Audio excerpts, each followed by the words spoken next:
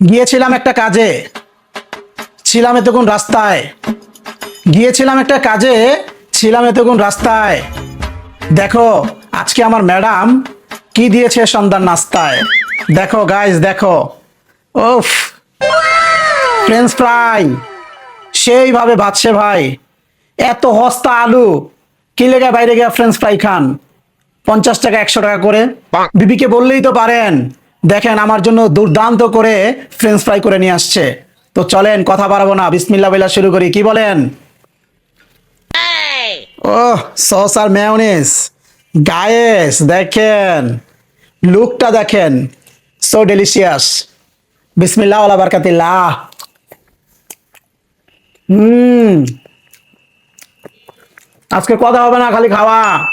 সন্ধ্যা শুন, পেটটা সেই চেউ চেউ করতেছে, তো বাইরে থেকে আসলাম, বউ ভালোবাসা দিয়ে দিল। হুম। আর গাইস, তোমাদের বিষয়ে একটা অবজেকশন আছে। তোমরা খালি ভিডিও দেখো, আনন্দ নাও, কিন্তু আমাকে কোনো আনন্দ দাও না।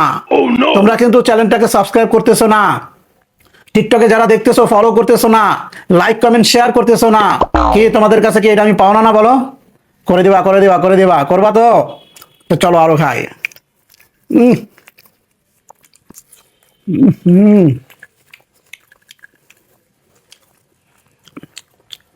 সেই করেছো my dear Bibi. Hmm, hmm.